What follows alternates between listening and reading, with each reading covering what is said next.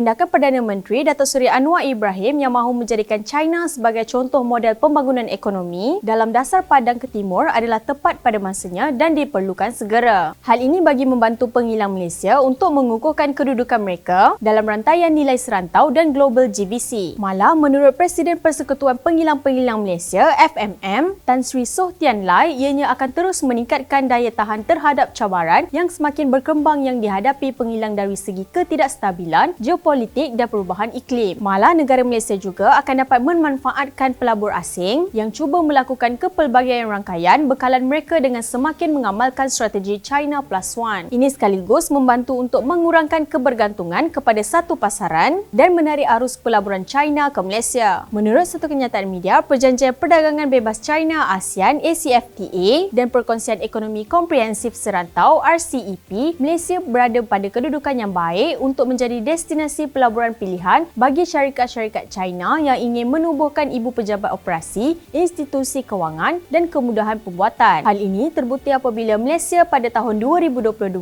merekodkan pelaburan yang diluluskan sebanyak 59.9 bilion iaitu 279 bilion meliputi sektor pembuatan, perkhidmatan dan utama. Anwar berkata, Malaysia yang sebelum ini hanya menjadikan Jepun dan Korea Selatan sebagai contoh model pembangunan ekonomi kini turut berminat untuk belajar dari China. Ini kerana China cukup terkenal dengan sejarah pembangunannya yang berjaya dalam masa yang paling singkat. Malah, negara China juga telah berjaya mengeluarkan rakyatnya daripada belenggu kemiskinan mutlak yang pernah melanda negara itu. Terdahulu, Malaysia komited dan menghargai kerjasama strategik dengan China, terutamanya pelaburan dan sokongan kemahiran. Ini termaksudlah pembangunan infrastruktur canggih daripada syarikat-syarikat dari negara China. Melihat kepada kerjasama hebat yang bakal dilakukan oleh negara China dan Malaysia ini, maka tidak heranlah bagaimana kedua-dua negara ini mampu membangun seiring dengan pemodenan dunia. Ini juga sekaligus membuktikan hubungan negara China dan Malaysia sudah berada di satu tahap yang lebih baik demi pembangunan dan kejayaan bersama. China Inspirasi Dunia.